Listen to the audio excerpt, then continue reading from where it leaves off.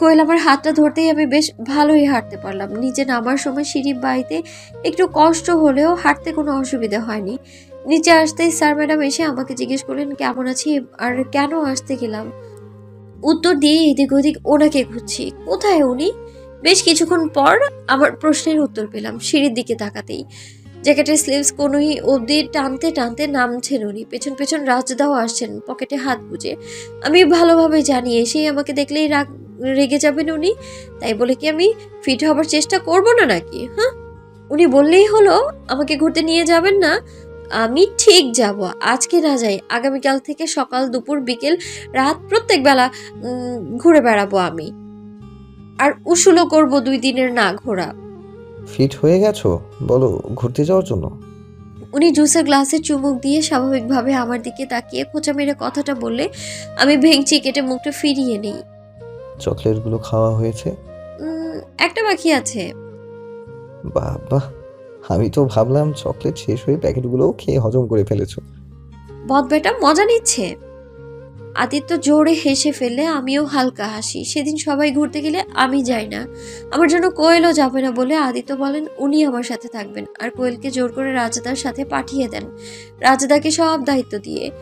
ওনার সাথে একটু সময়টুকু গল্প খুনসুটি আর হাসাহাসি করতে করতেই কেটে যায়। পরের দিন ডক্টরের কথা মতো 2 দিনেই আমি ফিট, হাঁটাচলা করতে আর কোনো অসুবিধাই হচ্ছে না। তাই ঘুরতে যাব বলে সকাল থেকেই আনন্দ করছি আমি।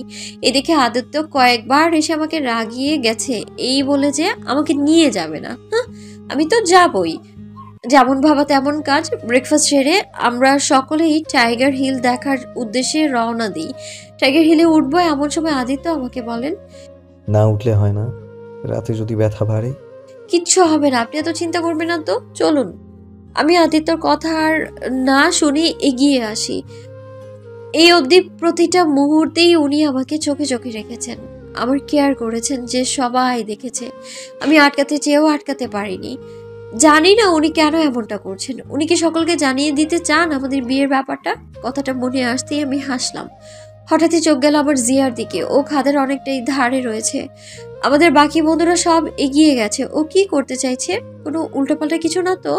মাথায় কথাটা আসতেই আমি জিয়া বলে চিৎকার করে ওর দিকে এগিয়ে গেলাম। ও কোনো কর্ণপাত করলো না আমার কথার।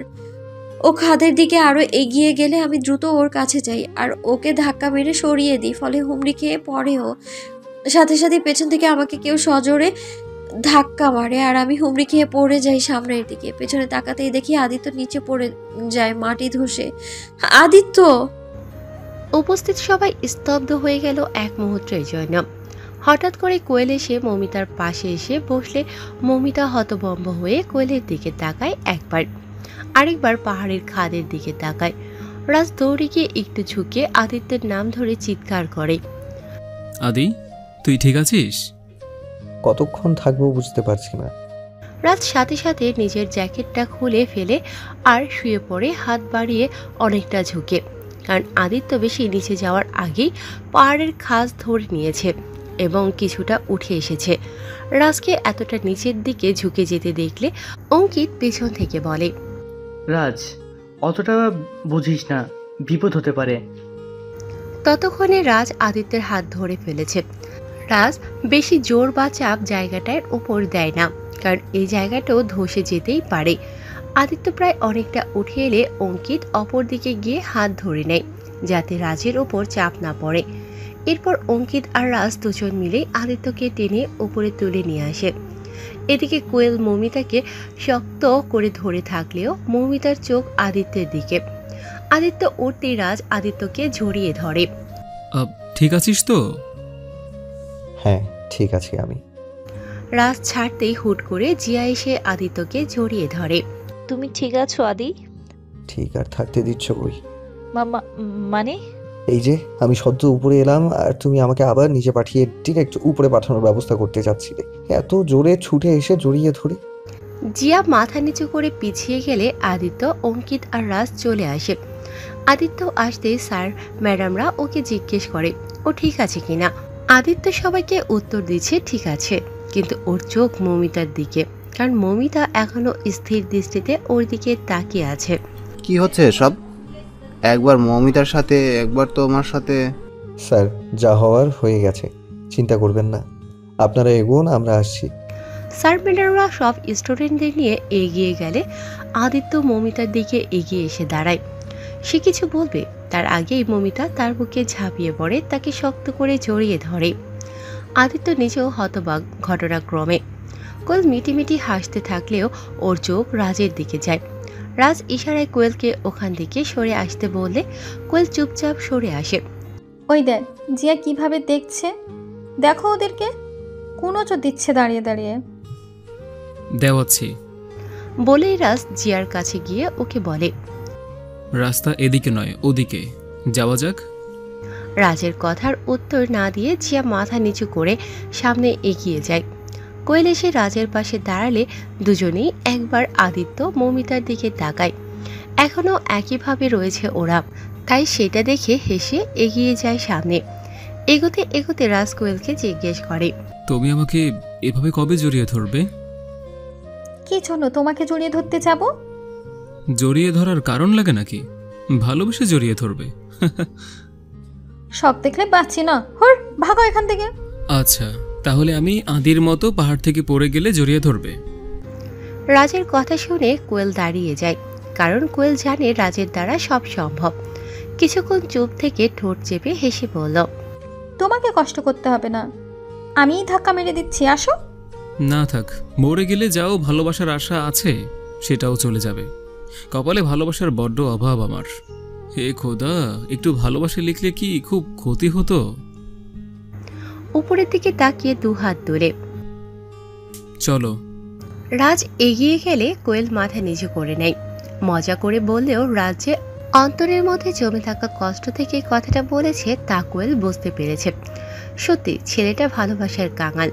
কি হয় তাকে একটু ভালোবাসলে, হয়তো একটু ভালোবাসলে সে খুশি হয়ে যাবে, কারণ ভালোবাসার সাহায্যে কোনোদিন পায়নি। তার কাছে একটু ভালোবাসাই অনেক, ভাবছে কোয়েল।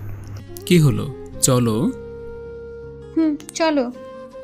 আমার চোখের সামনে শুধু আদিত্যের পড়ে যাওয়ার দৃশ্যটাই ভেসে উঠছে। মনের ভেতর ভয়টা যেন জেকে বসেছে, কিভাবে কাটাবো এটা বুঝতে পারছি না। মমিতাকে সোজা করে দাঁড় করিয়ে, আমি একদম ঠিক আছি, দেখো আমাকে, এতটা ভয় পাওয়ার কিচ্ছু হয়নি। আচ্ছা, আপনি যদি সত্যি খাদে পড়ে যেতেন তাহলে? পড়িনি তো, তাহলে কেন ভয় পাচ্ছ এত? কে বলেছিল আপনাকে ওখানে আসতে? না আসলে তো পারতেন। আচ্ছা, কে বলেছিল তোমাকে জিয়াকে বাঁচাতে যেতে? আমি না আসলে তুমি পড়ে যেতে। আমি তাও কিছু একটা ধরে নিয়েছি, তুমি হলে পারতে। জিয়া পড়ে যেত আর আমি কি দাঁড়িয়ে দাঁড়িয়ে দেখতাম নাকি? জিয়া পড়তো না, ও তোমাকে ফেলে দেওয়ার জন্যই কাজটা করেছে। জায়গাটায় জল ফেলে দিয়ে বেশি করে চাপ প্রয়োগ করে নরম করে রেখেছিল জায়গাটা, যাতে তুমি দৌড়ে এসে দাঁড়ালেই পড়ে যাও। আমি পেছন থেকে সবটা ফলো করেছি। তার মানে জিয়া ইচ্ছা করে? তা নয় তো কি। চলো এখন, সাবধানে থাকতে হবে আমাদের। দাঁড়ান, আপনার কোথাও আপনার হাত থেকে রক্ত গড়াচ্ছে। কোথায়? ও, আমি তো খেয়ালই করিনি। আমার কথা শুনে আদিত্য নিজেও অবাক হয়ে নিজের ডান হাতের দিকে তাকায়। হয়তো কোনো ইয়ের দিকটায় কেটে গিয়ে রক্ত আঙুল বেয়ে পড়ছে। সেটা দেখে আমি ওনাকে বললাম, জ্যাকেটটা খুলুন, জায়গাটা দেখি। আরে ঠিক আছে, গেস্ট হাউসে গিয়ে দেখে নেব। একদম বেশি কথা বলবেন না, চুপচাপ দেখান। আদিত্যকে জোর করে জ্যাকেটটা খুলিয়ে দেখি হাতের কনুইয়ের নিচে আমার মধ্যে কিছুটা জায়গা জুড়ে ক্ষত সৃষ্টি হয়েছে। অনেক রক্ত পড়ছে দেখে আমি আমার কাছে থাকা ছোট্ট স্কার্ফটা নিয়ে প্রথমে রক্তটা আস্তে আস্তে একটু মুছিয়ে দিয়ে সাথে সাথে ওটা বেঁধে দিলাম ওনার ক্ষত স্থানে। আর কোথাও লেগেছে? আর কটা স্কার্ফ এনেছো তুমি? উফ, আপনি এখনো মজা করছেন? চলো, আর কোথাও লাগেনি আমার। সত্যি তো? এবার আদিত্য বিরক্তি নিয়ে আমার হাতটা ধরে টেনে সামনে হাঁটা দিল। জিয়া যে এইরকম সাংঘাতিক হয়ে উঠবে আমি ভাবিনি। মানুষের ক্ষতি করা ঠিক আছে, কিন্তু একেবারে মেরে ফেলা, না জানি আর কি কি ভেবে রেখেছে ও। গেস্ট হাউসে টাইগার হিল ভিজিট করে গেস্ট হাউসে ফিরে আসার পর সবাই মিলে ঠিক করলো রাতে বনফায়ার হবে। আমি সেই সময় মাথা না ঘামিয়ে আগে আদিত্যকে ঘরে গিয়ে ফ্রেশ হয়ে নিতে বললাম। আমিও ঘরে এসে ফ্রেশ হয়ে নিলাম আর ফার্স্ট এইড বক্সটা নিয়ে আদিত্যের রুমে চলে এলাম। দেখলাম উনি বসে বসে বাঁ হাত দিয়ে ফোন ঘাঁটছেন। আমি ওনার থেকে একটু দূরে সরে দাঁড়িয়ে বললাম, ফোনটা রাখুন। কি হলো, ফোনটা রাখুন। আদিত্য এবারও আমার কথার কোনো উত্তর দিলেন না। দেখেই মাথাটা গরম হলো আমার। আমি ওনার সামনে বসতেই উনি আমার দিকে তাকালেন। আমি রাগী দৃষ্টিতে ওনার দিকে তাকালে উনি আমার দিকে তাকিয়ে কান থেকে কিছু একটা খুললেন। আমি অবাক হয়ে গেলাম। আপনার কানে এয়ারপোর্টস ছিল? হ্যাঁ, তাই জন্যই টের পাইনি তুমি কখন এসেছো। আসলে এইটাই একমাত্র আমার বাঁচার উপায় যখন আমি জিয়ার সাথে থাকি। মানে? মানে ওর ওই সারাক্ষণ আজেবাজে বকা, দেন একটা টাইম অলওয়েজ তোমাকে ইনসাল্ট করা, ওগুলো না শোনার জন্য এটা। ও বুঝতেও পারতো না কখন আমি কানে এয়ারপোর্টস লাগিয়ে নিতাম ওর কথা বলা শুরু করার পর।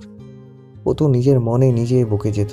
ওর বাবার কারণে তোমাকে কিছু বললে আমি না কিছু বলতে পারতাম আর নাই কিছু করতে পারতাম। তাই না শোনাটাই বেটার ছিল, কারণ না আমি শুনবো আর না আমার রাগ হবে। তাছাড়া এটার কালারটাও এমন যে বোঝা যায় না, সিম্পল। সত্যি তো, এটা তো কোনো দিন ভালোভাবে লক্ষ্যই করিনি আমি। তার মানে সেদিন যখন আদিত্যকে পাশে নিয়ে জিয়া আমায় অপমান করেছিল, সেই দিন আদিত্য কিছুই শোনেনি। উফ, আর আমি এত কানা হলাম কবে থেকে? আমার সাথে সাথে এই কোয়েল আর অঙ্কিতটাও কানা মদন। ধুর, খালি খালি ভুল বুঝেছিল ওনাকে আমি। কোথায় হারিয়ে গেলে? না না, কিছু না, দিন হাত দিন, ব্যান্ডেজ করে দিই। উনি আমার দিকে হাতটা বাড়িয়ে দিলে আমি একটু শিওরে উঠলাম। হাতটা দেখে হাতের চামড়াটা পুরোই উঠে গিয়ে মাংস দেখা যাচ্ছে। ওনার হাতটা ব্যান্ডেজ করতে করতে বললাম, কি দরকার ছিল বলুন তো এমনটা করার? আমাকে ডাকলেই পারতেন। কতটা কেটে গেছে দেখুন তো, কষ্ট হচ্ছে নিশ্চয়ই। তোমাকে বললে যেন তুমি দাঁড়িয়ে যেতে? তোমার মতো মহান মানুষ আর আছে নাকি পৃথিবীতে? হুঁ। একদিকে ভালোই হয়েছে এটা হয়ে। কি? হ্যাঁ, কিছুদিন আগে তুমি কষ্ট পাচ্ছিলে একা একা, এখন আমিও তোমার দলে যোগ দিলাম। তোমাকে একা দেখতে ভালো লাগে নাকি আমার? তাই আর কি, কষ্টটা ভাগাভাগি করার চেষ্টা। আমি ওনার কথা শুনে চোখ সরিয়ে নিলাম। কি আজব কথাবার্তা! ধুর, পুরাই মাথা খারাপ হয়ে গেছে এই ছেলেটার। যা বুঝছি আমি।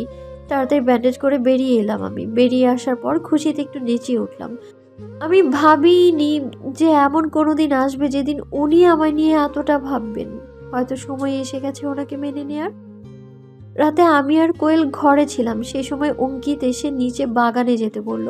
আমরা কিছুক্ষণ আগেই সবার সাথে আড্ডা দিয়ে ঘরে চলে এসেছিলাম। আবার কেন? সবে তো বনফায়ার শেষ হলো মনে হয়। শেষ হওয়ার আগেই তো তোরা চলে এলো, আর এসেছিস 30 মিনিট হয়ে গেছে। চল, একটু ফিনিশিং টাচ দেওয়া বাকি এখনো। অঙ্কিত চলে গেলে আমি কোয়েলকে বললাম, ফিনিশিং টাচ বলতে কি বোঝাতে চাইলো? সেটা তো বাগানে গেলেই বোঝা যাবে, চল দেখি।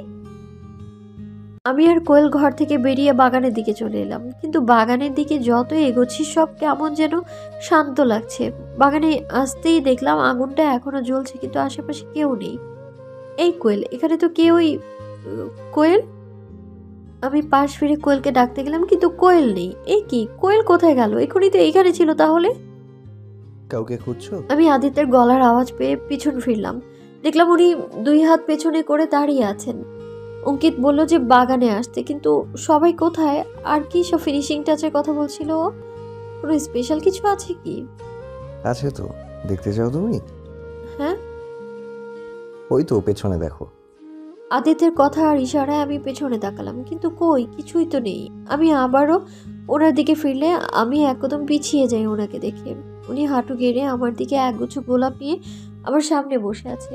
আমি ওনার চোখে চোখ রাখতেই উনি বলতে শুরু করলেন, আমি জানি আমার থেকে এসব কোনো কিছুই এক্সপেক্টেড না। ইভেন আমি নিজেও কোনোদিন ভাবিনি আমার সাথে এমন কিছু হবে। ভাবিনি ভালোবাসায় বিশ্বাস করতে বাধ্য হব। ভাবিনি কোনো মেয়েকে এতটা ভালোবাসবো যে না থাকলে আমি নিজেকে কল্পনাও করতে পারবো না।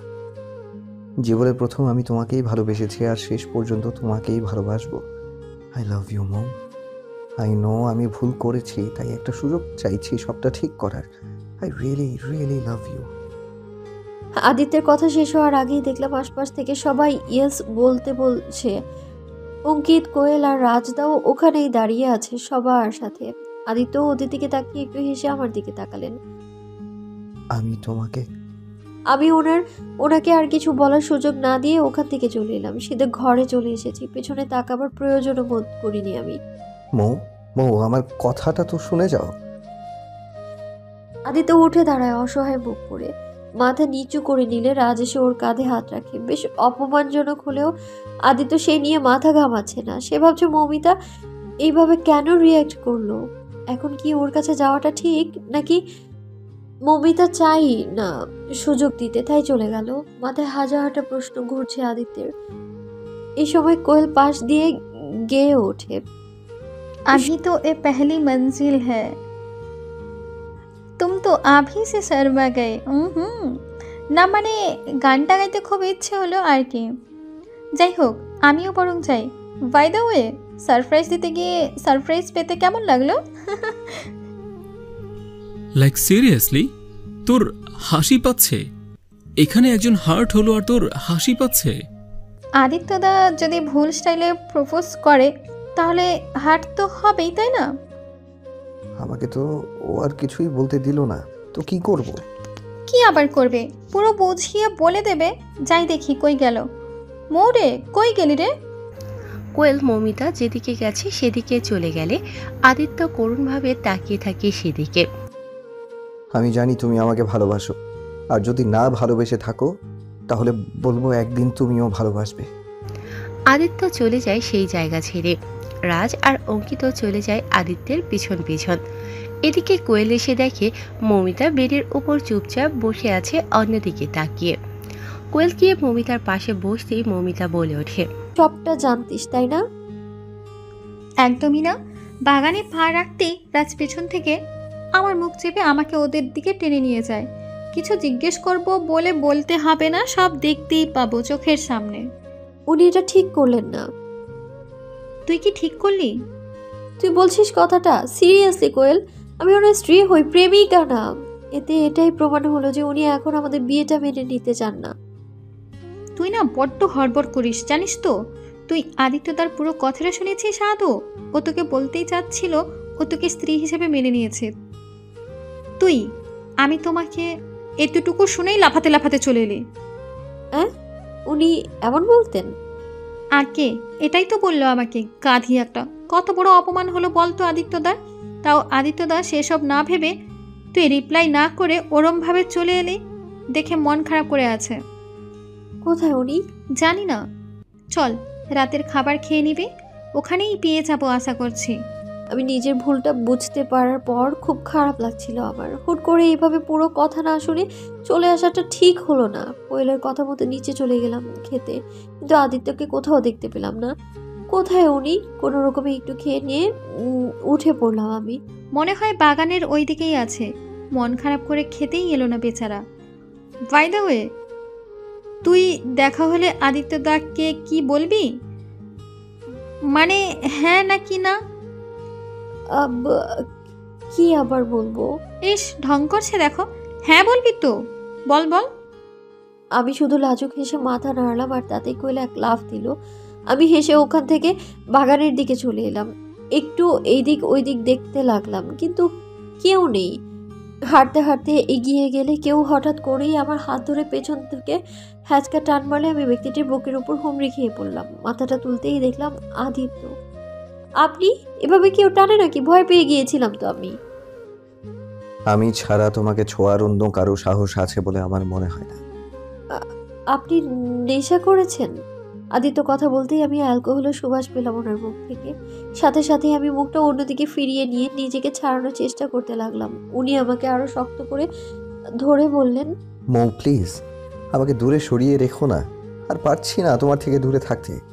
I really really love you. Please ছাড়ুন আমায়, আপনি এখন হুঁশে নেই।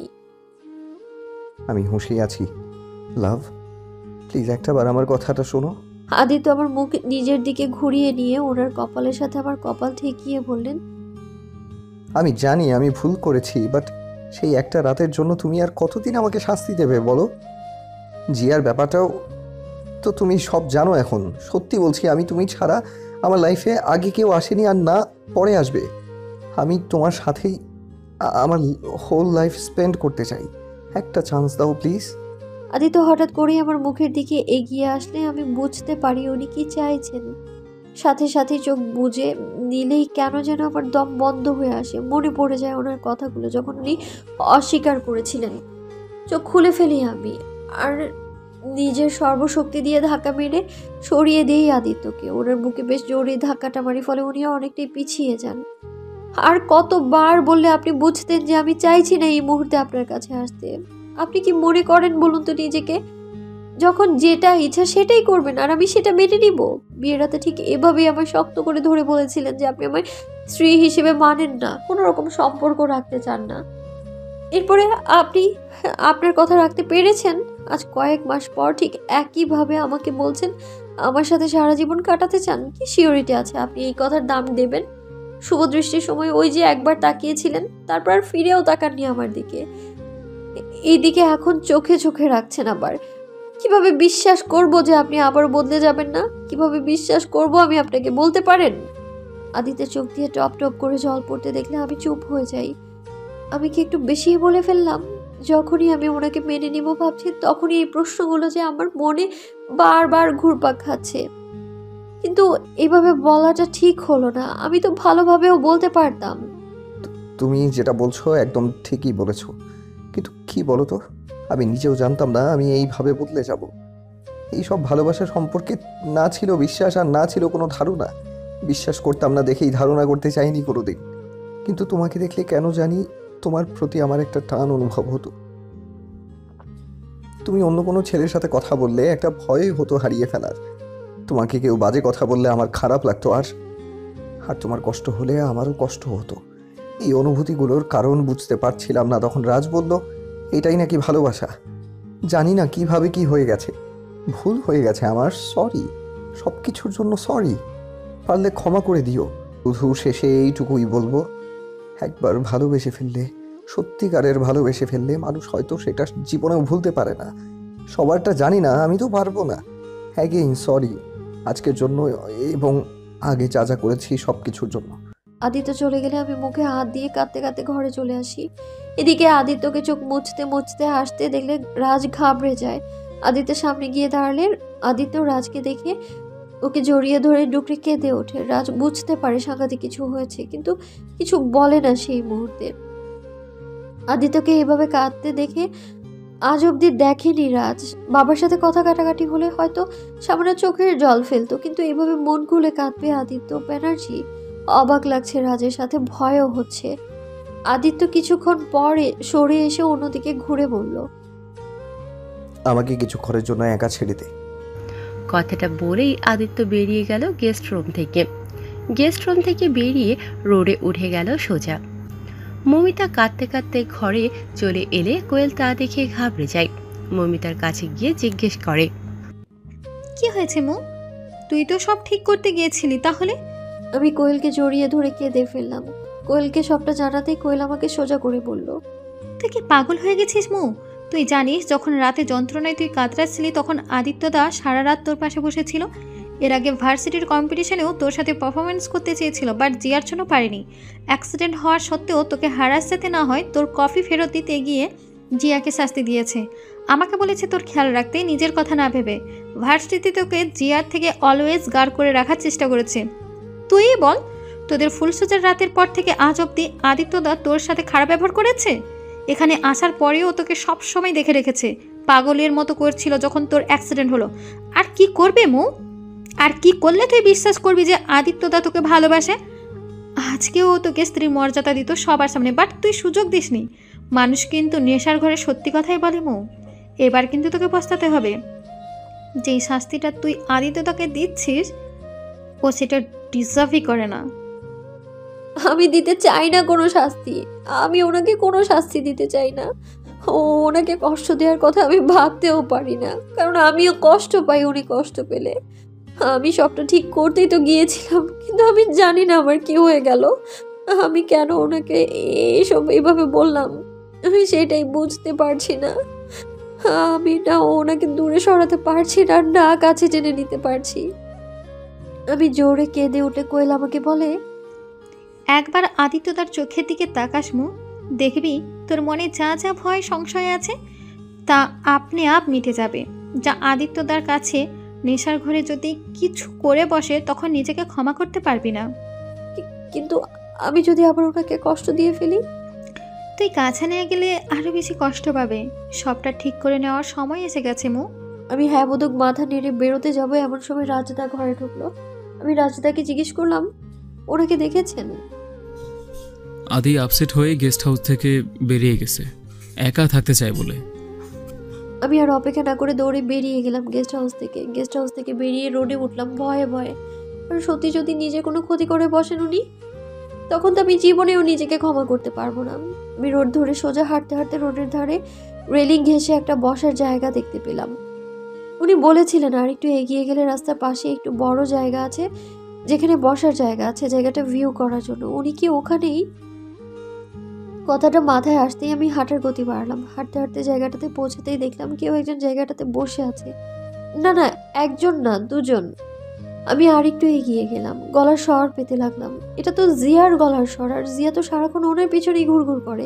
ইচ্ছে করে এগিয়ে গিয়ে ওদের পেছনে দাঁড়ালাম। শুনলাম, আদি, আদি প্লিজ, কেন ভেবে বসে আছো তুমি? এই একটা মিডিল ক্লাস মেয়ের জন্য এভাবে মন খারাপ করে বসে থাকবে? জিয়া প্লিজ প্লিজ, আমি তোকে রিকোয়েস্ট করছি তুই চলে যা এখন। আমার একদম ভালো লাগছে না কিছু, আমাকে একটু একা থাকতে দে। আদিত্যের কথা শুনে জিয়া আর একটু ঘেঁষে বসলো আদিত্যের দিকে। আদিত্য একদম নিস্তেজ হয়ে বসে আছে, আর সেটার সুযোগই হয়তো জিয়া নিতে চাইছে। আমি আছি তো আদি, আমি সব সময় তোমার পাশে আছি। তুমি মন খারাপ করে থাকলে আমার একটুও ভালো লাগে না।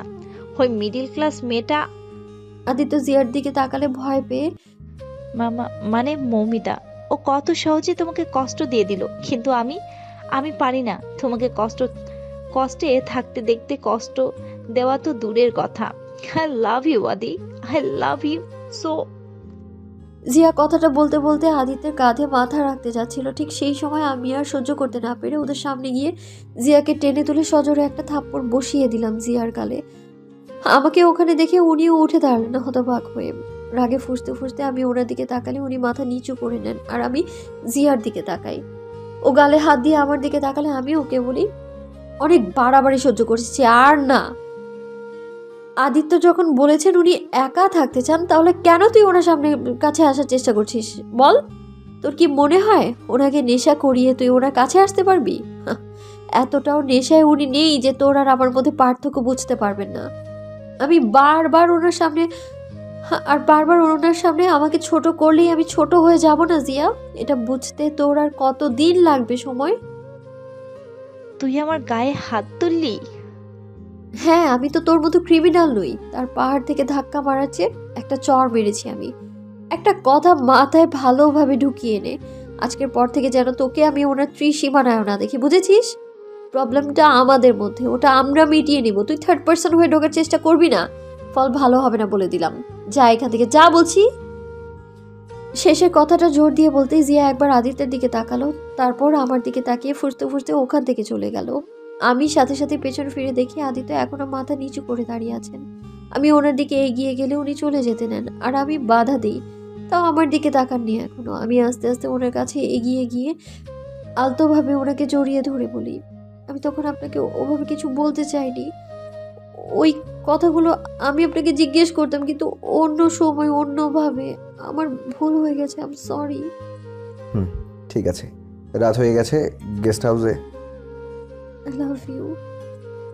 আমি ওনার শুনে মাথা তুলে ওনার দিকে তাকাই, কথার মাঝে বলে দিই আমার কথা।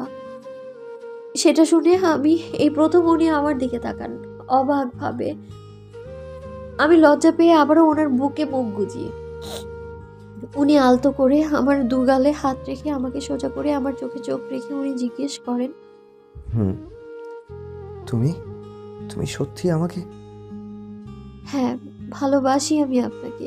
সেই প্রথম থেকে আমি আপনাকে ভালোবাসি। আমাদের সম্পর্ক না মানলেও আমি মেনেছি। আপনার জীবনে যেমন আমি প্রথম ভালোবাসা, আমার জীবনেও আপনিই প্রথম ভালোবাসা। শুধু বলতে পারিনি আমি আপনাকে কিছু সংশয়ের জন্য, যেটা কিছুক্ষণ আগে আপনি মিটিয়ে দিয়েছেন।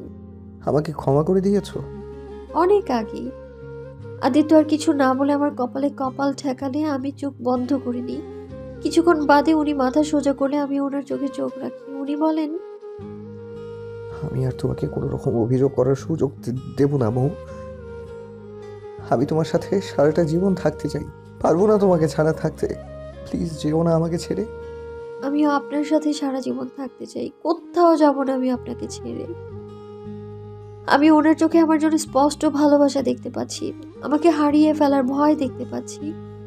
ওনার চোখের দিকে তাকিয়ে থাকতে থাকতে কখন যে উনি আমার এতটা কাছে চলে এসেছেন বুঝতে পারিনি। ওনার নিঃশ্বাস আমার মুখে পড়তেই টের পেলাম উনি আমার কতটা কাছে। চোখ সরাতে চেয়েও কেন যেন চোখ সরাতে পারছি না আমি, একটা মায়ায় আটকে গেছি হয়তো। উনি ধীরে ধীরে আমার চোখের দিকে তাকিয়ে থাকতে আমার ঠোঁটে স্পর্শ করলেন, আর মুহূর্তেই আমার শরীর দিয়ে একটা শিহরণ বয়ে যাওয়ায় আমি চোখ বন্ধ করে ওনার হাত থামচে ধরলাম। আদিত্য মৌমিতার কোমর এক হাত দিয়ে জড়িয়ে ধরে নিজের সাথে মিশিয়ে নিল। মৌমিতার ঠোঁটজোড়া পুরোপুরি নিজের আয়ত্তে নিয়ে নিল। মৌমিতাও পারছে না আদিত্যকে আটকাতে, কিংবা বলা উচিত চাইছে না আটকাতে। কিছুক্ষণ মৌমিতা আবেশে চোখ বন্ধ করে আদিত্যের ভালোবাসা অনুভব করার পর নিজেও আদিত্যকে সাড়া দিল। এক হাত আদিত্যের চুলের ভিতর প্রবেশ করিয়ে আরেক হাতে আদিত্যের কাঁধ শক্ত করে ধরল। আদিত্য মৌমিতার সাড়া পেয়ে উত্তেজিত হয়ে মৌমিতাকে পিছিয়ে নিয়ে রেলিং ঠেস দিয়ে দাঁড়ালো। এখন তারা ব্যস্ত একে অপরকে ভালোবাসতে, ঠোঁটের স্বাদ গ্রহণে। কোয়েল মৌমিতার পেছনে যেতে চাইলেও রাস্তাকে যেতে বাধা দেয়। কোয়েল কিছু জিজ্ঞেস করবে তার আগে ঘরের দরজা বন্ধ করে দিয়ে দেয়ালে ঠেস দিয়ে দাঁড়ায় রাজ কোয়েলকে নিয়ে। কোয়েল রাজকে সরানোর চেষ্টা করলেও পারে না। রাজ চুপচাপ শুধু কোয়েলের দিকে একভাবে তাকিয়ে থাকলে কোয়েলের ভীষণ অস্বস্তি বোধ হতে শুরু করে। কি হচ্ছেটা কি রাজ? এভাবে কেন আটকে রেখেছো আমাকে?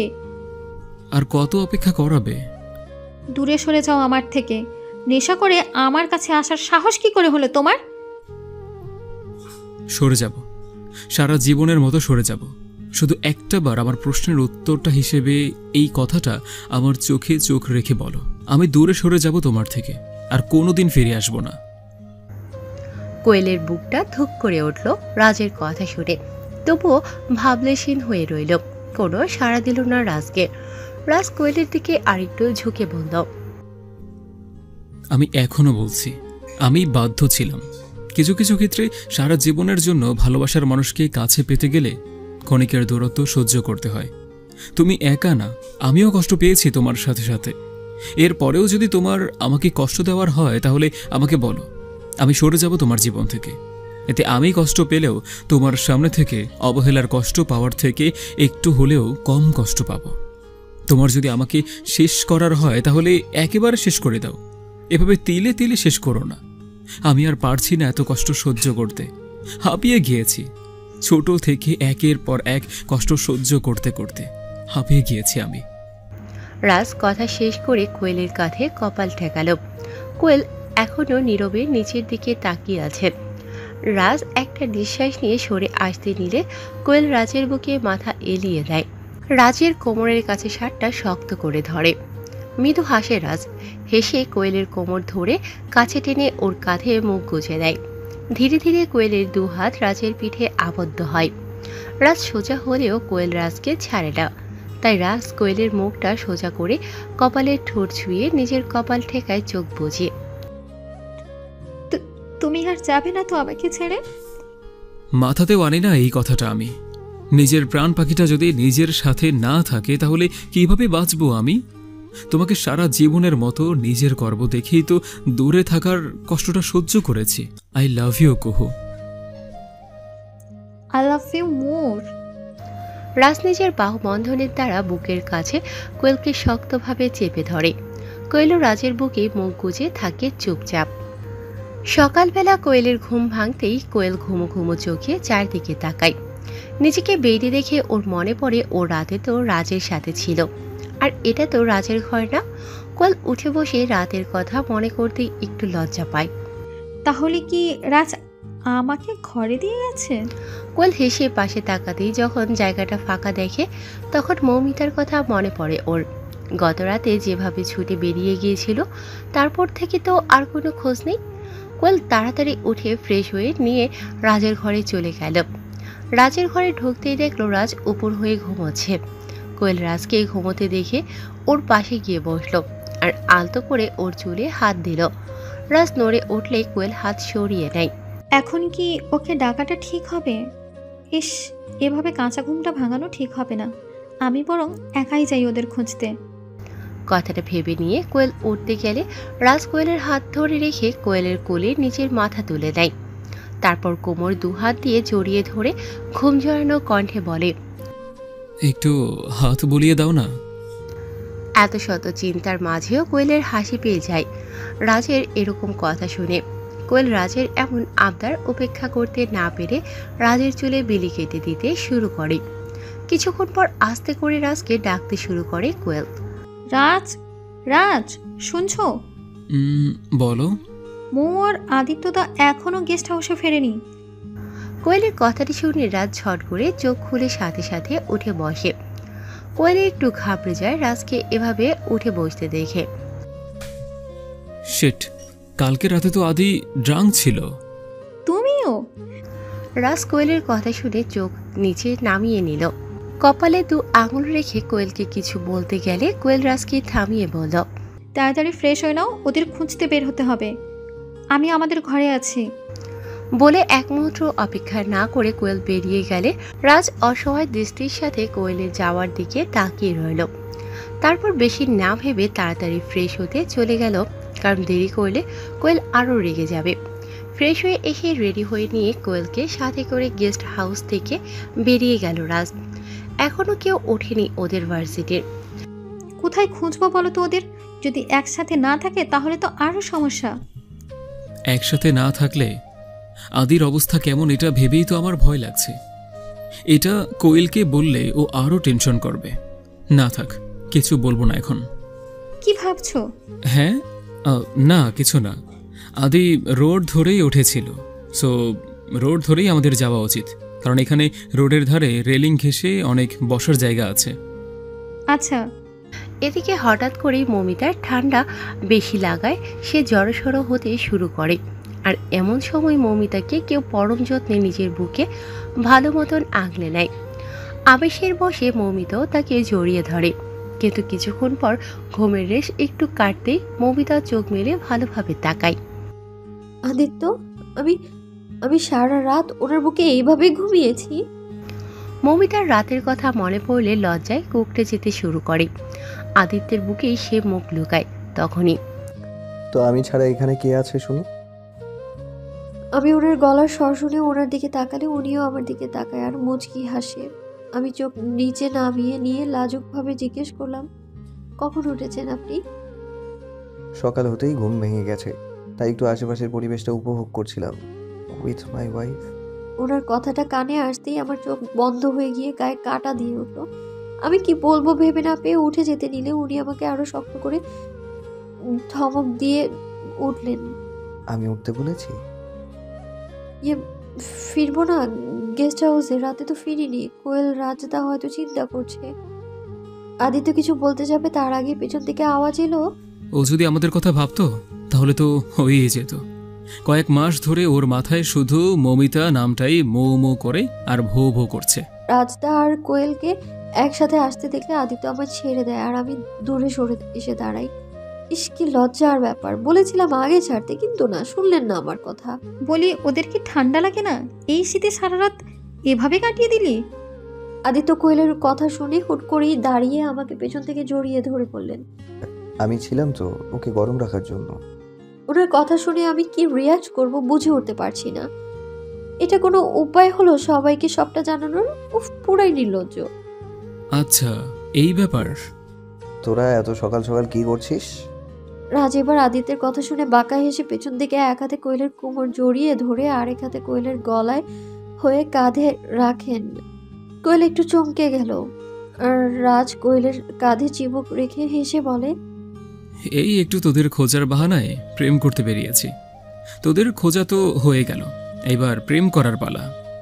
আমি আর আদিত্য হেসে একে অপরের দিকে, কিন্তু কোয়েল পড়েছে আমার পরিস্থিতিতে। কোয়েল চোখ রাঙিয়ে রাজদার দিকে তাকালে, চললি?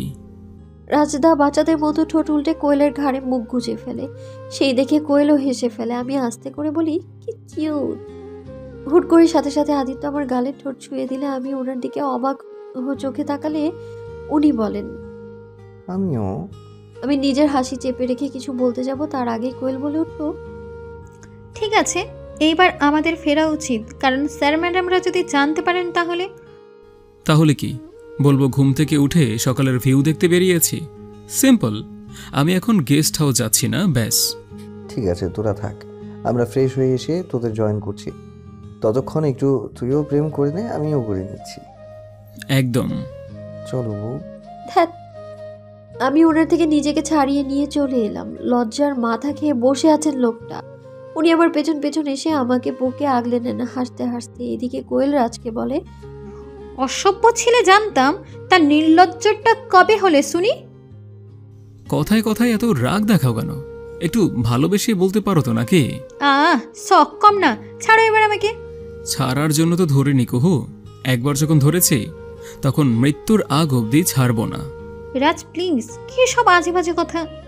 কোয়েল কথাটা বলতে গিয়েও আটকে গেল, কারণ রাজ কোয়েলের ঘাড়ে নাক ঘষে আলতো করে নিজের ঠোঁট ছোঁয়া দিচ্ছে। কোয়েল চোখ বন্ধ করে একটা নিঃশ্বাস নিয়ে জোর করে রাজের থেকে দূরে সরে এসে বলল, এটা রাস্তা, ইডিয়েট।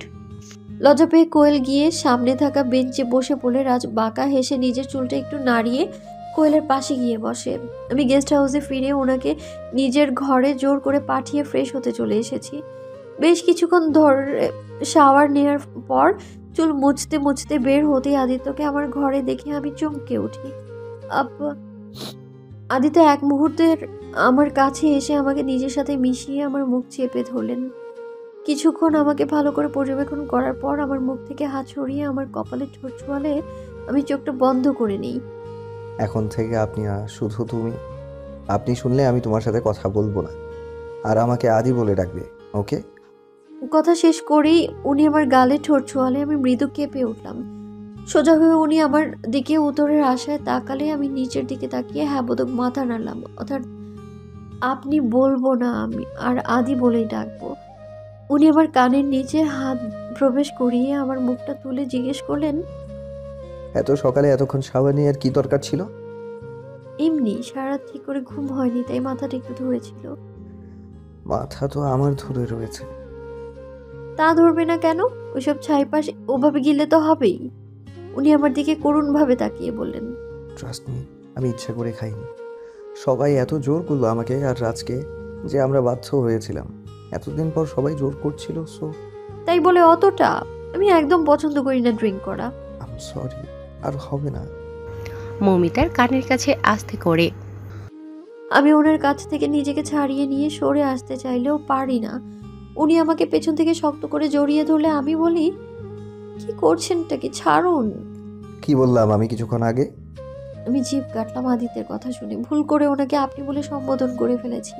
আসলে এতদিনের অভ্যেস তো, তাই ভুল হয়ে গেছে। I am sorry. ভুল যখন করেছো দেন পানিশমেন্ট তো পেতে হবে, তাই না? পানিশমেন্ট? আদিত্য আমার কথা শুনে বাঁকা হেসে আমার ঘাড়ে মুখ গুজলেন। আমাকে আরো শক্ত করে নিজের কাছে টেনে নিয়ে আমার ঘাড়ে আলতো স্পর্শে ঠোঁট ছোঁয়াতে শুরু করলে আমার বুঝতে বাকি রইল না উনি কি চাইছেন। ওনার স্পর্শ পেয়ে আমার নিঃশ্বাস ভারী হয়ে আসলে দুই হাতে নিজের জামা মুঠ করে ধরি। অনুভব করি ওনার নিঃশ্বাসও আমার মধ্যে ভারী হয়ে এসেছে। ওনার উষ্ণ নিঃশ্বাস নিজের কাঁধে এবং শীতল ছোঁয়া নিজের শরীরে পেতেই আমি নিজেই ঘুরে গিয়ে ওনাকে জড়িয়ে ধরি, চোখ বন্ধ করে। উনি আমার মুখটা দুই হাতের মাঝে আগলে সামনে এনে কপালে ঠোঁট ছোঁয়ান। আমি চোখ মেলে ওনার চোখে চোখ রাখতেই উনি আমার ঠোঁটে আলতো করে ঠোঁট ছোঁয়ান, আর আমি আবেশে চোখ বুজে ওনার শার্ট খামচে ধরি। বেশ কিছুক্ষণ পর আদিত্যকে জড়িয়ে ধরে স্থিরভাবে ওনার কাঁধে মাথা রেখে দাঁড়িয়ে আছি। দাঁড়িয়ে থাকা অবস্থাতেই এখন মনে হচ্ছে আরো আগে ওনাকে মেনে নিলে আমার শান্তির জায়গাটা আরো আগেই পেয়ে যেতাম। আমি ওনাকে ডাকতে গিয়েও থেমে গেলাম। মুচকি হেসে ডাকলাম, আদি। কোয়েলা রাজদা আমাদের জন্য অপেক্ষা করছে, ছাড়ো এবার আমায়। আদিত্যের ঘাড়ে মুখ গুজে আদিত্য আরো শক্ত করে আমায় জড়িয়ে ধরলে আমি বুঝতে পারি আমার কথা শুনে খুশিতেই আমায় জড়িয়ে ধরেছে।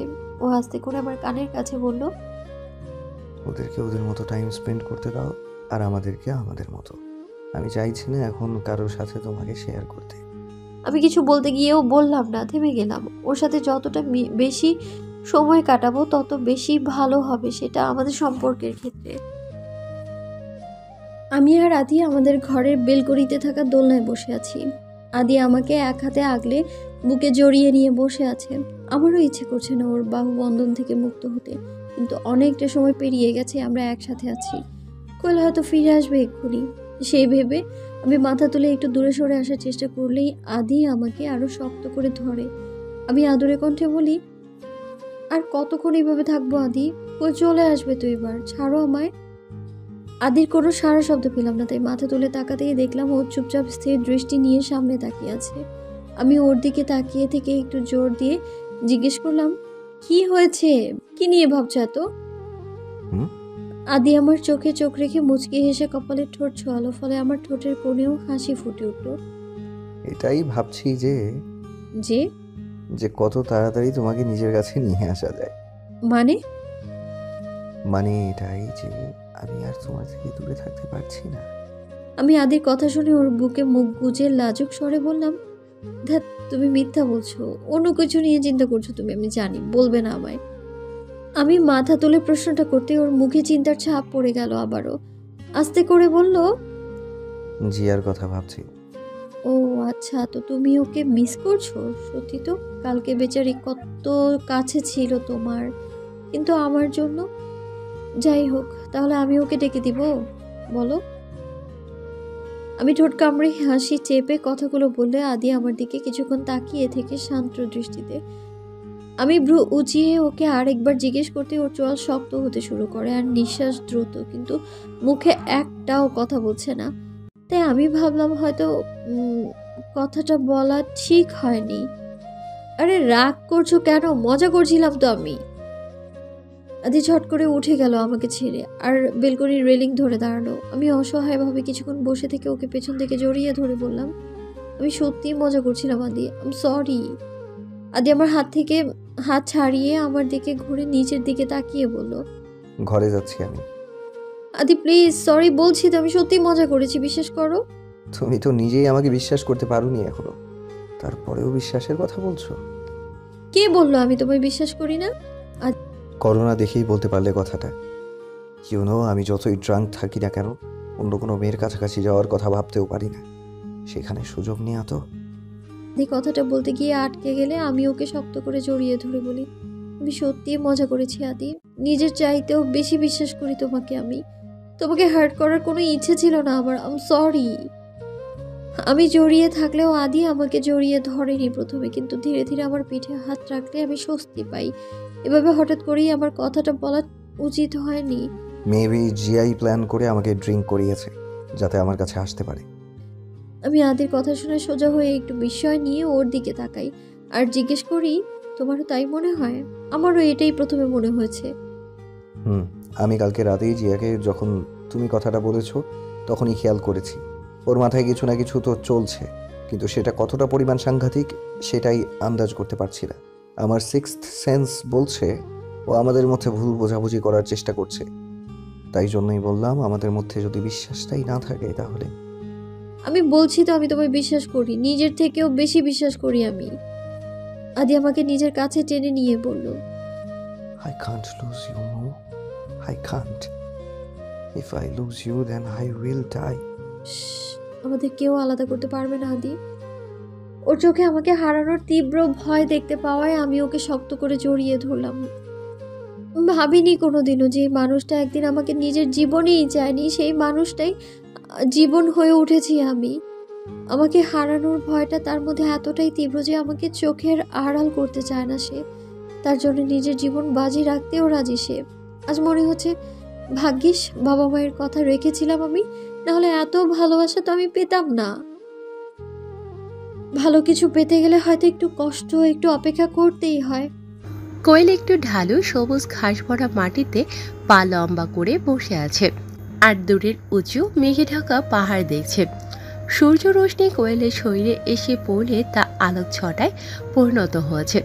রাজ দূরে দাঁড়িয়ে ছবি তুলতে তুলতে কোয়েলের উপর ক্যামেরা আনতেই এই দৃশ্য দেখে হতবাক হয়ে যায়। ঘাসের উপর সূর্য রোশনি পড়ায় যেমন সেগুলো চিকচিক করছে, উজ্জ্বল লাগছে, ঠিক তেমন কোয়েলও একটা নক্ষত্রের মতো জ্বলজ্বল করছে।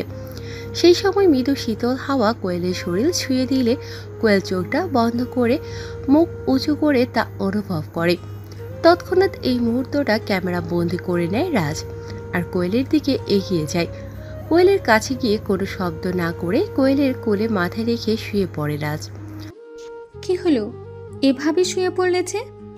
এমনি, তুমি একা একা বসে আছো তাই কোম্পানি দিতে এলাম। হুম। কোয়েল রাজের কাছ থেকে রাজের ক্যামেরাটা নিয়ে নেয়। প্রথম যেই ছবিটা দেখতে পায় সেটাই কোয়েলের কিছুক্ষণ আগের মুহূর্তে তোলা ছবি। কোয়েলের নিজেরও বেশ পছন্দ হয় ছবিটা, তাই সামান্য হাসে। আস্তে আস্তে অন্য ছবিগুলো দেখতে দেখতে থাকে ও। রাজ হঠাৎ করে ঘুরে কোয়েলের পেটে মুখ গুজলে কোয়েল একটু নড়ে চড়ে বসে। আস্তে করে রাজের চুলে হাত রেখে বলল, আর কতক্ষণ থাকবো? এবার আমাদের ফেরা উচিত, তাই না? ওহো, পরে। না রাজ, অনেকক্ষণ একসাথে আছি আমরা, এইবার আমাদের ফেরা উচিত। ব্রেকফাস্টের টাইম হয়ে গেছে তো। রাজ ঝট করে উঠে বসে অন্যদিকে মুখ ঘুরিয়ে বলে, আমার সাথে থাকতেই আর ভালো লাগছে না বললেই হয়, ঘুরিয়ে বলার কিছু ছিল না এতে। আরে আমি সেটা কখন বললাম? আমি এটা বলতে চাইনি রাজ, শুধু শুধু ভুল বসছো আমায় তুমি। উফ, এতটুকুতেই বিরক্ত তুমি? কয়দিনই বা আমাকে সহ্য করতে পারবে তুমি? কোয়েল অবাক হয়ে যায় রাজের ব্যবহারে। সে কিছুই বুঝতে পারে না। কোয়েল ভাবেইনি রাজ এই সামান্য কথাটাতে এভাবে ঘুরিয়ে ধরবে, কিন্তু এখন বুঝতে যখন পেরেছে তখন যমরাজের মান ভাঙানো তো লাগবেই। তাই কোয়েল রাজের বাহু এক হাতে জড়িয়ে ওর কাঁধে মাথা রেখে বলল, এখন যদি না ফিরি তাহলে সবার সাথে ঘুরতে কিভাবে বের হব রাজ? তোমার আর আদিত্যদার ওপর তো সব দায়িত্ব। তোমরা যদি না যাও তাহলে কি করে হবে? আমি সেই ভেবেই কথাটা বলেছি। এত সেনসিটিভ কবে থেকে হলে তুমি? রাজ কোয়েলের কথা শুনে কোয়েলের দিকে মুখ ঘুরিয়ে ওর চোখে চোখ রেখে বলে, যেদিন তোমার থেকে দূরে গেছি সেদিন থেকে তোমাকে চোখের আড়াল করতে মনই চায় না, মনে হয় সব সময় নিজের কাছে আগলে রাখি। রাজের এমন কথা শুনে কোয়েলের চোখ ছলছল করে ওঠে। একটা চাপা কষ্ট নিয়ে যে রাজ কথাটা বলেছে তা অনুভব করতে পেরেছে কোয়েল। এখন সে বুঝতে পারছে তার সাথে সাথে রাজও কষ্ট পেয়েছে। কোয়েল বেশিক্ষণ রাজের চোখে চোখ রাখতে না পেরে চোখ নামিয়ে নিলে রাজ কোয়েলের কাছ থেকে নিজের বাহু ছাড়িয়ে কোয়েলকে বুকে আগলে নেয়। রাজ, গতকাল রাতে কারা তোমাদের জোর করছিল ড্রিঙ্ক করার জন্য? ওই তো আমাদের ক্লাসমেটরা। কেন? আমার কেমন যেন মনে হচ্ছে ব্যাপারটা ইচ্ছে করে করা, কারণ আমি সৌভিকদাকে দেখেছি তোমাদের ক্লাসমেটদের সাথে কথা বলতে। হয়তো শিখিয়ে দিয়েছে। হতে পারে, কারণ ওরা খুব ভালোভাবে জানে আমি বা আদি কেউই ড্রিঙ্ক করে না। বাট এতে লাভটা কি হলো ওদের? বরং আমাদেরই লাভ হলো। রাজ কোয়েলকে শক্ত করে জড়িয়ে ধরলে কোয়েল রাজের কথার মানে বুঝতে পারে। ভেবে দেখে রাজ ভুল কিছু বলেনি, তাই ও নিজেও হাসে। আরও কিছুক্ষণ গল্প করে সময় কাটিয়ে ওরা গেস্ট হাউসে ফিরে আসে। গেস্ট হাউসে ফিরে এসে চলে যায় যে যার নিজের ঘরে। এই মৌ, শোন না, কই তুই? আমি বেলকনিতে বসে ফোন ঘাঁটছিলাম, বলা ভালো আদিত্যের সাথে চ্যাট করছিলাম। তখনই কোয়েলের গলার আওয়াজ পেলাম। উঠে ঘরে গিয়ে জিজ্ঞেস করলাম, কি হয়েছে বল। তোকে আমার কিছু বলার আছে কালকে রাতের ব্যাপারে। শুনবো তো। কি করে আমার বান্ধবীর মনটা গড়লো জানতে হবে তো নাকি? উফ, সেটা না, ধুর, তুইও না। বাহ বাহ, লজ্জা দেখো মেয়ের। আচ্ছা বল, কি বলবি? জানিস, কালকে রাতে রাজ আর আদিত্যদাকে জোর করে ড্রিঙ্ক করিয়েছে ওদের ক্লাসমেটরা। জানি, জিয়ার কাজ হতে পারে এটা, কারণ কালকে রাতে জিয়া ওর সাথে ছিল যখন ও বেরিয়ে গিয়েছিল গেস্ট হাউস থেকে। আমি গিয়ে দেখি জিয়া ওর কাছে আসার চেষ্টা করছে, ওর বারবার বারণ করা সত্ত্বেও। তাই আদিও বলছিল এটা ওর কাজ হতে পারে। শুধু জিয়া না, সৌভিকদাও আছে এই বিষয়ে জড়িত, কারণ আমি দেখেছিলাম সৌভিকদাকে রাজ আর আদিত্যদার ক্লাসমেটদের সাথে কথা বলতে সবার আড়ালে। তার মানে ওরা চেষ্টা করছে আমাদের ক্ষতি করার। খুব সাবধানে থাকতে হবে আমাদের। জিয়া না হয় আদিত্যদাকে ভালোবাসে, তাই তোর ক্ষতি করতে চায়। পরেশবাবু জিয়ার বাবা জিয়ার কষ্টের জন্য আদিত্যদাকে দায়ী করে এবং নিজের অপমানের বদলা নেওয়ার জন্য আদিত্যদার ক্ষতি করতে চায়। এত দূর অব্দি ঠিক আছে, কিন্তু রাজের ক্ষতি কেন করতে চায় পরেশবাবু? শুধু আদিত্যদার সাথ দিয়েছে তাই? আচ্ছা, সেটাই মেনে নিলাম। সৌভিকদার কি লাভ এসব জড়িয়ে? ও কেন ওদের সাথে যোগ দিয়েছে? ওর তো কোনো রাগ থাকার কথা না তোদের ওপর, কারণ ও এতটাও জিয়াকে প্রায়োরিটি দেয় না। ও তো খুব স্বার্থপর আমার জানা মতে। কোয়েলের কথাগুলো একদম যুক্তিযুক্ত। কিছুক্ষণ আগে যখন কোয়েল রাজদার সম্পর্কে বলছিল সেই কথাগুলো মনে করে আমি ওকে বললাম, তুই তো বলেছিলি রাজদার উপর শফিকদার একটা ক্ষোভ আছে, সেটা হয়তো সেটা থেকেই হতে পারে, কিন্তু সেদিন পরেশবাবু রাজকে কি বলেছিলেন আজও রাজ বলেনি। ধৈর্য রাখ কোয়েল, সবে তোদের সম্পর্কটা ঠিক হয়েছে, এখনই এইসব চিন্তা করে ঘেটে ফেলিস না বিষয়টা। সময় দে রাজদাকে, নিজের সম্পর্ককে একটু সহজ ফিল করা রাজদাকে, দেখবি নিজে থেকেই সবটা বলে দেবেন। আর তুই তো ছোটবেলা থেকেই ওনাকে চিনিস, এখন আবার সব থেকে কাছের মানুষ হয়ে উঠেছিস, তোকে বলবে না তো কাকে বলবে? কোয়েল শুধু হ্যাঁ বোধক মাথা নাড়ে। এরপর আমরা সবাই ব্রেকফাস্ট করে নিয়ে সবাই মিলে একসাথে আড্ডা দিয়ে দুপুরের খাওয়া দাওয়া সেরে নিই। তারপর রেডি হয়ে একটু ঘুরতে বের হই। বেরোনোর পর থেকে আদি আমার সাথেই আছে, 1 মিনিটের জন্যও আমাকে ছেড়ে কোথাও যায়নি। আর এই সবই যে জিয়া নজরে রেখেছে তা আমার নজর এড়ায়নি। ওদিকে কোয়েল এসে আমাকে বলল ওকে আর রাজদাকে সৌভিকদা নজরে রেখেছে, যেটা জানার পরেই রাজদা রেগে গেছেন, তাই ও গেছে রাজদার পেছনে। একটা পাথরে হেলান দিয়ে এসবই ভাবছিলাম। এসব ভাবনার মাঝেই পেছন থেকে আদিত্য আমার গলা জড়িয়ে ধরলো 2 হাত দিয়ে, কানের কাছে এসে আস্তে করে জিজ্ঞেস করলো, কি ভাবছো এত? আমার কথাও তো ভাবতে পারো মাঝে মধ্যে, এমন মন দিয়ে। ইস, বই গেছে আমার তোমার কথা ভাবতে। আচ্ছা তাই? তার মানে এখন আমি কেউ না? আগে না, কেউ না। তাহলে তো কেউ হয়ে উঠতে হচ্ছে। কথাটা বলেই ও আমাকে নিজের সাথে মিশিয়ে নিল। আমি চোখ বড় বড় করে ওর দিকে তাকালে ও কোনো পাত্তাই দিল না। আমি নিজেকে ছাড়ানোর চেষ্টা করতে নিলেই ও বলল, আপনি পারবে না আমার থেকে নিজেকে ছাড়াতে। আশেপাশে কত লোক আছে দেখেছো, ভার্সিটির কেউ দেখলে কি ভাববে বলো তো? ছাড়ো আমায়। ভার্সিটির সবাই জানে তোমার আমার সম্পর্কে। আমার বউয়ের সাথে যা ইচ্ছে তাই করব আমি, কে কি বলবে? আমি চাইলে তোমার কথা বলাটাও এক্ষুনি বন্ধ করে দিতে পারি, সেটাই চাইছো? আমি ওর কথা শুনে না বুঝতে পেরে ভ্রু কুচকালেই ও দুষ্ট হেসে আমার ঠোঁটের দিকে তাকায়, আর আমি সাথে সাথে না বোধক মাথা নাড়ি। কিন্তু ও সেই সব না শুনে আমার ঠোঁটের দিকে এগোতে নিলেই ওর হাতের বাঁধন একটু আলগা হয়ে যায়, আর সেই ফাঁকেই আমি ওকে ধাক্কা দিয়ে দূরে সরিয়ে দিই। আমিও দূরে সরে যাই। আমাদের ভার্সিটি থেকে আমার সমবয়সী একজন স্টুডেন্টকে হাসতে দেখে আমি ওকে দূরে সরিয়ে দিই। কিরে, তোরা এখানে কি করছিস? স্যার, ম্যাডাম ডাকছে তো আদিত্যকে। ও যে এতে রেগে গেছে তা ওই ছেলেটার কথায় কোনো উত্তর না দেওয়াতেই বুঝতে পেরেছি। ছেলেটা কথাটা জানিয়ে চলে গেলে আদিও চলে যেতে নেয়, কিন্তু আমি ওর হাত ধরে বলি, আমি বলেছিলাম কেউ দেখে নিলে কি হবে, ওকে আসতে দেখে তো সরিয়ে দিয়েছি তোমায়, সরি। ইটস ওকে, আমারও বোঝা উচিত সব সময় সবার মন থাকে না। তুমি হয়তো চাওনি আমি তোমার কাছে যাই, আমারই ভুল হয়েছে পারমিশন না নিয়ে কাছে যাওয়াটা। আর হবে না এমন, সরি। কি বলছো এইসব? আমি কেন চাইবো না তুমি আমার কাছে থাকো? চাও না তাই জন্যই তো আমাকে ছুটে আসতে হয় তোমার কাছে বারবার। তুমি একবারও প্রয়োজন মনেই করো না আমার কাছে যাওয়ার। উফ, এই ছেলেটা এত অভিমান করে আছে আমি টেরও পাইনি। ভাগ্যিস কিছুক্ষণ আগে ঘটনাটা ঘটলো, না হলে তো টেরই পেতাম না।